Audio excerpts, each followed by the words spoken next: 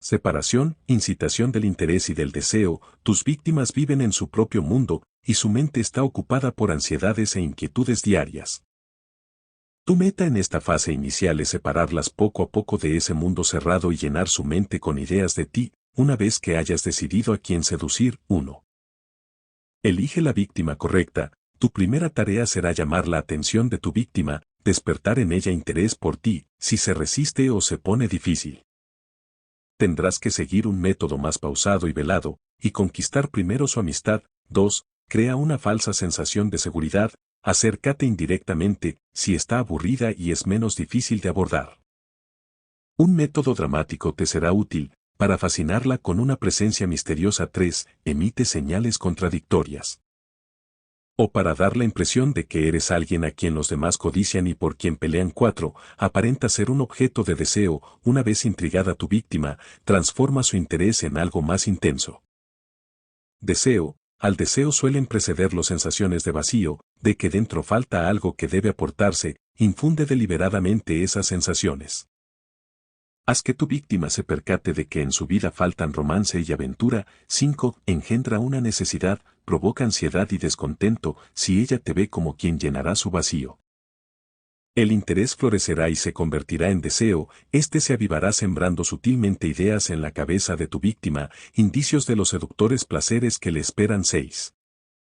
Domina el arte de la insinuación, reflejar los valores de tu víctima. Ceder a sus deseos y estados de ánimo le encantará y deleitará. 7. Penetra su espíritu, sin darse cuenta. Sus ideas girarán cada vez más en torno a ti, entonces habrá llegado el momento de algo más intenso. Atráela con un placer o una aventura irresistible. 8. Crea tentación y te seguirá. Elige la víctima correcta. Todo depende del objetivo de tu seducción. Estudia detalladamente a tu presa, y elige solo las que serán susceptibles a tus encantos. Las víctimas correctas son aquellas en las que puedes llenar un vacío, las que ven en ti algo exótico. A menudo están aisladas o son al menos un tanto infelices, o se les puede llevar con facilidad a ese punto. Porque la persona totalmente satisfecha es casi imposible de seducir. La víctima perfecta posee alguna cualidad innata que te atrae.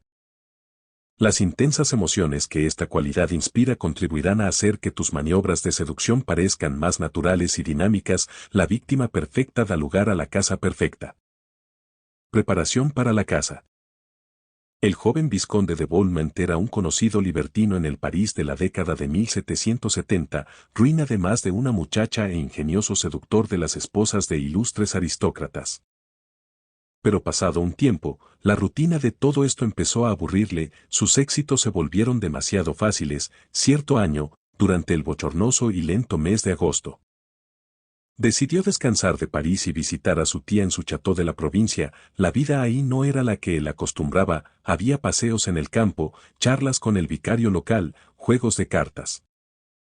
Sus amigos de la ciudad, en particular la también libertina marquesa de Merteuil, su confidente, supusieron que regresaría pronto. Había otros huéspedes en el château, sin embargo, entre los que estaba la regidora de Tourvel, mujer de 22 años de edad cuyo esposo estaba temporalmente ausente. Por motivos de trabajo, la regidora languidecía en el château.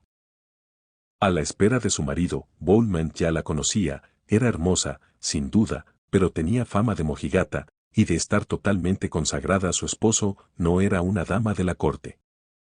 Tenía un gusto atroz para vestir, siempre se cubría el cuello con adornos espantosos, y su conversación carecía de ingenio, por alguna razón. No obstante, lejos de París, Beaumont comenzó a ver esas peculiaridades bajo una nueva luz. Seguía a la regidora a la capilla, a donde iba todas las mañanas a rezar. Lograba verla apenas en la cena, o jugando cartas.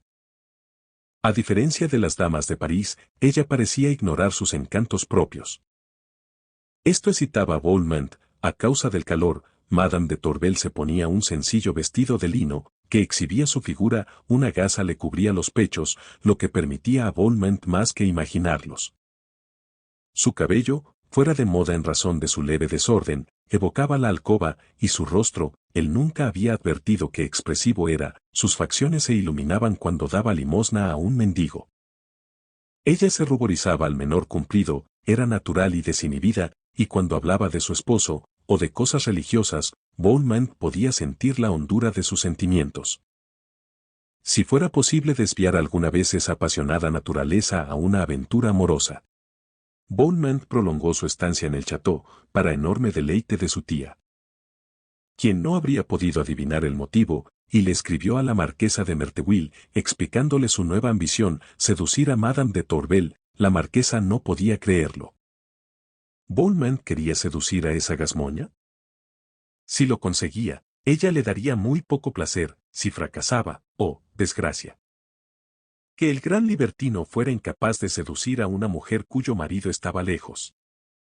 Le contestó con una carta sarcástica, que solo enardeció más a Bowman. La conquista de esa dama notoriamente virtuosa, se propuso él, constituiría el culmen de sus poderes de seducción. Su fama no haría otra cosa que aumentar. Y la mujer reacciona casi siempre de la misma manera, pero cada seducción debe ser distinta; un objetivo diferente ha de alterar la dinámica entera.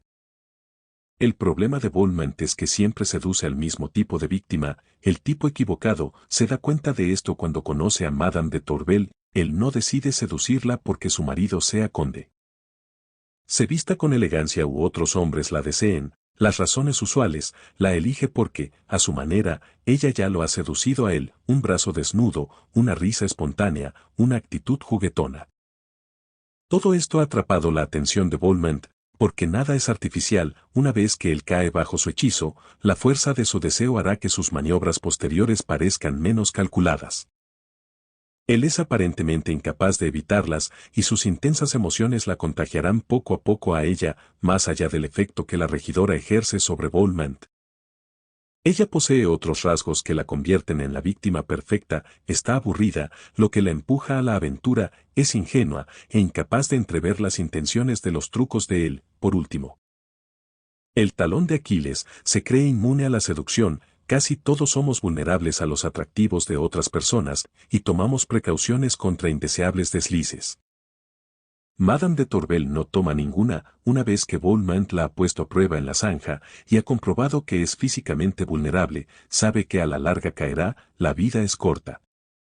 Y no debería desaprovecharse persiguiendo y seduciendo a las personas equivocadas. La selección del objetivo es crucial, es el fundamento de la seducción, y determinará todo lo que siga. La víctima perfecta no tiene facciones específicas o el mismo gusto musical que tú, o metas similares en la vida. Estos son los criterios del seductor banal para elegir a sus objetivos.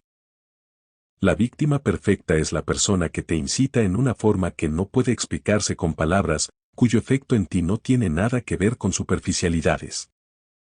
Esa persona tendrá por lo general una cualidad de la que tú careces, y que tal vez envidias en secreto. La regidora, por ejemplo, posee una inocencia que Bowman perdió hace mucho tiempo o nunca tuvo.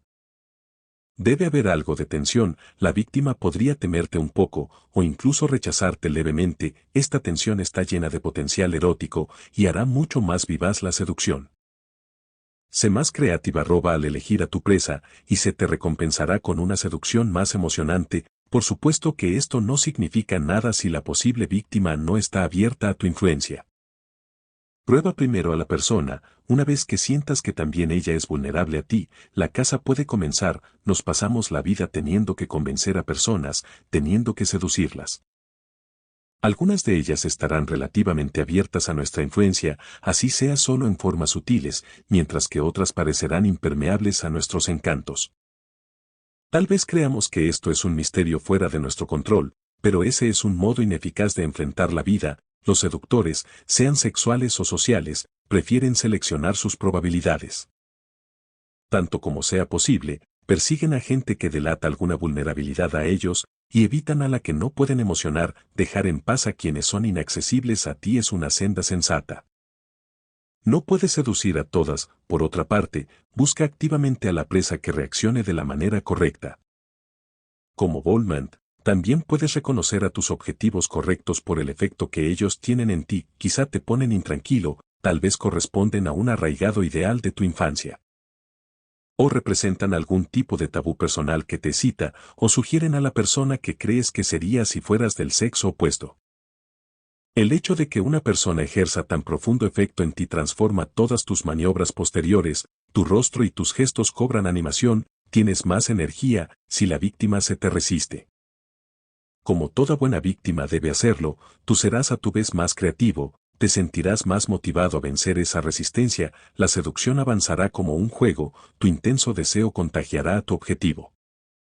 Y le brindará la peligrosa sensación de tener poder sobre ti. Tú eres, desde luego, quien en última instancia está al mando, ya que vuelves emotiva a tu víctima en los momentos indicados. Llevándola de un lado a otro, los buenos seductores escogen objetivos que las inspiran, pero saben cómo y cuándo contenerse. Jamás te arrojes a los ansiosos brazos de la primera persona a la que parezcas agradarle, esto no es seducción, sino inseguridad, la necesidad que tira de ti producirá una relación de baja calidad. Y el interés en ambos lados decaerá, fíjate en los tipos de víctimas que no has considerado hasta ahora, ahí es donde encontrarás desafío y aventura. Los cazadores experimentados no eligen a su presa porque sea fácil atraparla, desean el estremecimiento de la persecución, una lucha a vida o muerte, y entre más feroz, mejor. Aunque la víctima perfecta para ti depende de ti mismo, ciertos tipos se prestan a una seducción más satisfactoria. A Casanova le gustaban las jóvenes desdichadas, o que habían sufrido una desgracia reciente. Estas mujeres apelaban a su deseo de pasar por salvador, pero tal preferencia también respondía a la necesidad. Las personas felices son mucho más difíciles de seducir, su dicha las vuelve inaccesibles, siempre es más fácil pescar en aguas turbulentas. De igual modo, un aire de tristeza es en sí mismo sumamente seductor. Genji, el protagonista de la novela japonesa La historia de Genji, no podía resistirse a una mujer de aire melancólico. En el diario de un seductor, de Kierkegaard, el narrador, Johannes, fija un importante requisito a su víctima: debe tener imaginación, por eso escoge a una mujer que vive en un mundo de fantasía, que envolverá en poesía cada uno de sus gestos, imaginando mucho más de lo que está ahí. Lo mismo que a una persona feliz, también es difícil seducir a una persona que no tiene imaginación. Para las mujeres, el hombre caballeroso suele ser la víctima perfecta. Marco Antonio era de este tipo, adoraba el placer, era muy emotivo y, en lo tocante a las mujeres, le costaba trabajo pensar con claridad. A Cleopatra le fue fácil manipularlo. Una vez que ella se apoderó del control de sus emociones, lo mantuvo permanentemente en sus manos. Una mujer no debe desanimarse nunca de que un hombre parezca demasiado agresivo, es con frecuencia la víctima perfecta, con algunos trucos de coquetería. A ella le será fácil trastornar tal agresión y convertir a ese hombre en su esclavo. A hombres así en realidad les gusta verse obligados a perseguir a una mujer.